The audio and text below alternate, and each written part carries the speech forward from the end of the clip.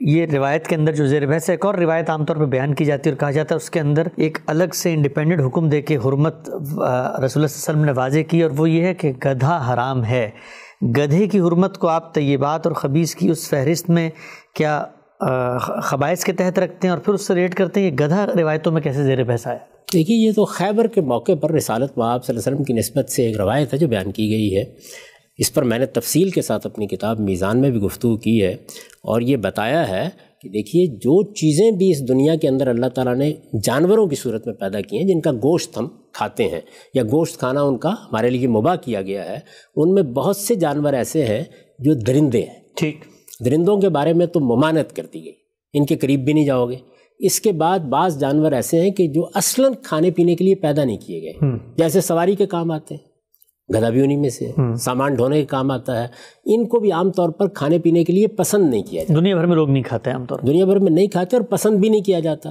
تو اس وجہ سے یہ خبائث کی بھی ایک ایسی قسم ہے کہ جس کے بارے میں تردد ہو سکتا ہے۔ اصول وہی ہوگا کہ تمام طیبات جائز ہیں اور تمام خبائث ممنوع ہیں، لیکن تمام روایتوں کا استقصاء کرنے سے معلوم ہوتا ہے کہ یہاں بات وہ تھی نہیں۔ اچھا، خود بخاری میں وہ روایتیں آ گئی ہیں جن سے بالکل واضح ہو جاتا ہے کہ اصل میں ہوا کیا ہوا۔ یہ کہ خیبر کے موقع پر مال غنیمت کی تقسیم سے پہلے لوگوں نے جو گدھے پکڑے گئے تھے مال غنیمت میں، ان کو ہانڈیاں چڑھا کے پکانا شروع کر دیا۔ ٹھیک، تو رسالت مآب صلی اللہ علیہ وسلم نے اس سے روکا۔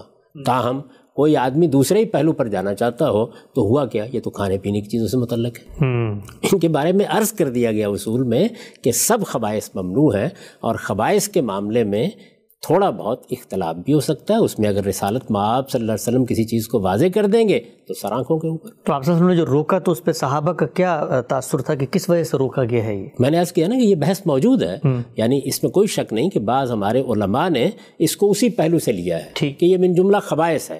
حضور نے فرما دیا کہ یہ تو نجاست ہے، اس کا گوشت کھانا اچھا نہیں ہے، یہ ایک پہلو ہے۔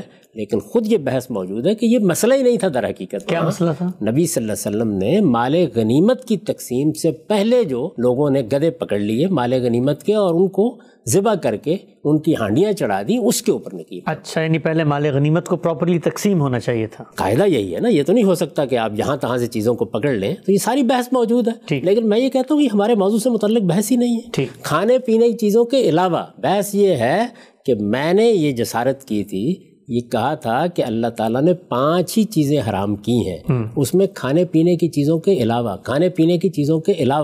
بار بار عرض کیا ہے۔ یہ تو ہے ہی کھانے پینے کی چیزوں سے متعلق۔